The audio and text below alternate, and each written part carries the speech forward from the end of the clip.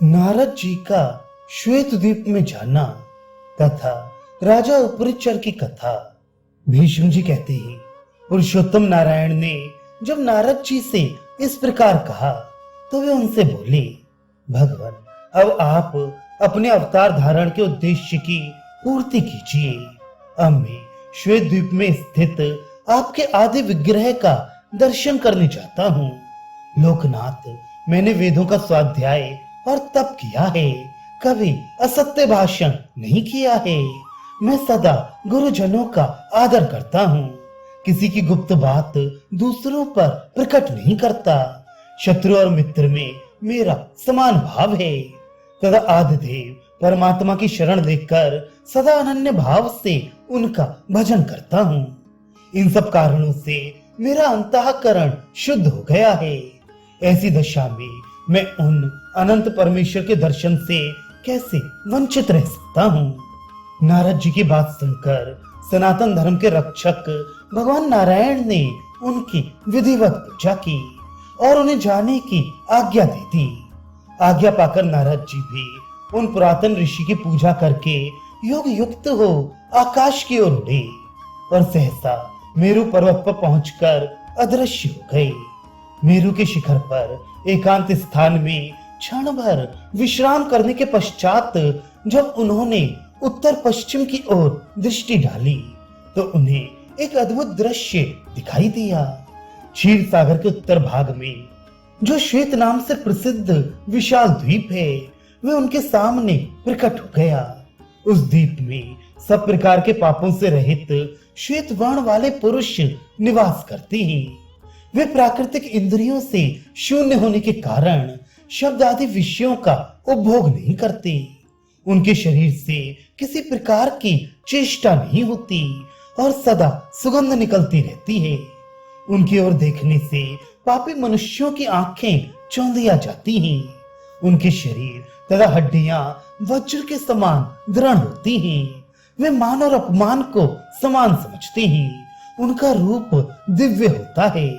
वे स्वभावतः योग शक्ति से संपन्न होते हैं। उनके मस्तक का आकार छत्र के समान और स्वर मेघ के समान गंभीर होता है।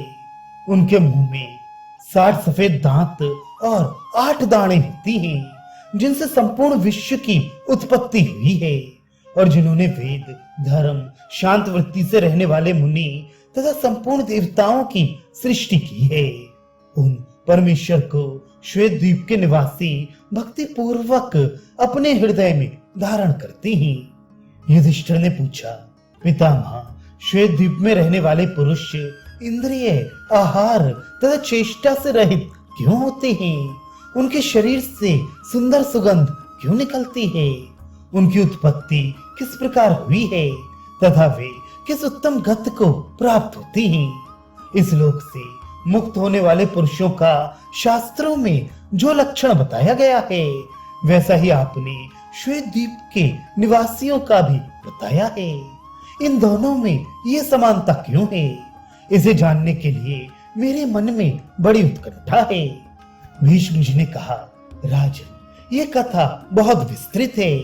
इसे मैंने अपने पिताजी के मुंह से सुना था, किंतु इस समय मैं तुम्हें इसका सारांश मात्र बतला रहा हूँ। पूर्व काल में इस पृथ्वी पर एक उपरिचर नामक राजा राज्य करते थे। वे इंद्र के मित्र और भगवान नारायण के प्रसिद्ध भक्त थे। सदा धर्माचरण करते और अपने पिता में भक्ति रखते थे। आलस्य तो उन्हें छू भी नहीं गया था। नारायण के वर से ही उन्होंने इस भूमंडल का साम्राज्य प्राप्त किया था। सूर्य के द्वारा उपदिष्ट वैष्णव शास्त्रोक्त विधि से पहले वे भगवान नारायण का पूजन करते, फिर उनकी पूजा से बची हुई सामग्री के द्वारा पितरों और ब्राह्मणों की पूजा करते थे। अपने आश्रय में रहने वाले लोगों को अन्न बांटकर सबसे पीछे वे स्वयं भोजन करते थे। सदा सत्य बोलते और प्राणियों की हिंसा से दूर रहते थे। देव जनार्दन में वे संपूर्ण चित्त से भक्ति करते थे। इससे प्रसन्न होकर देवराज इंद्र उन्हें अपने साथ एक शैया और एक सिंहासन पर बिठाया करते थे। राजा उपरिचर अपने राज्य, धन, स्त्री और वाहन आदि सब उपकरणों को भगवान की कृपा से प्राप्त समझकर सब उन्हीं को समर्पण किए रहती थी तथा सदा सावधान रहकर सकाम और नैमित्तिक यज्ञों की संपूर्ण क्रियाएं वैष्णव शास्त्रोक्त विधि से संपन्न किया करती थी। उन महात्मा राजा के यहाँ पांचरात्र आगम के मुख्य मुख्य विद्वान सदा मौजूद रहती थी। भगवान को अर्पण किया हुआ प्रसाद सबसे पहले उन्हें ही भोजन कराया जाता था। राजा ने धर्म पूर्वक ही राज्य का शासन किया, कभी असत्य का आश्रय नहीं लिया। उनके मन में कभी बुरा विचार नहीं उठा और अपने शरीर से उन्होंने कभी छोटे से छोटा पाप भी नहीं किया था।